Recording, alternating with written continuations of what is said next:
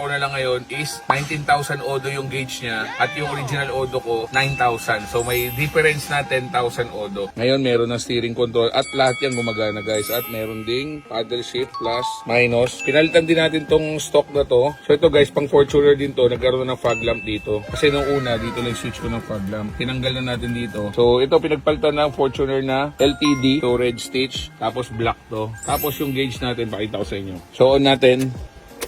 Yun no. Yun lang. Lalabas dito guys, Fortuner. Pero all goods naman yan kasi lalabas lang yan sa startup. After startup, ganyan na siya. Tapos ito, kahit nakabukas yung pinto, pag sinara ko yan, yun o, makita nyo sumara talaga, diba? Meron din yun, nakatap pa rin, pero dalawang pinto lang gagana dyan. Yung front seat sa right, tsaka sa left, sasara niya. Diba?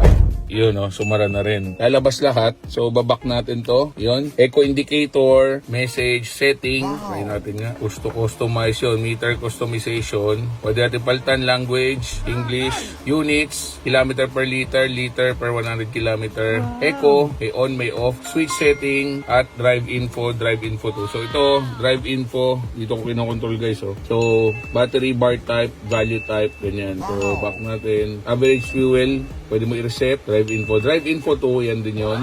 Distance range, makikita na natin yung range natin. Kung ilan ang natitirang gas natin na laman. Average speed reset. So, yan, pwedeng i-reset. So, ngayon, ito na tayo guys. Makikita natin dyan yung eco score natin. Pwede mo i-down. Fuel consumption, 10 km per liter. Saka yung range natin. So, may range na tayo. Nung una kasi, fuel gauge lang talaga tayo eh. Tapos, karoon na tayo ng RPM guys. Tsaka syempre, yung temperature. So, start natin. Yun na oh. Yun na mo naman yan. Fortuner, di ba? Pero naka Hilux tama raw tayo. So,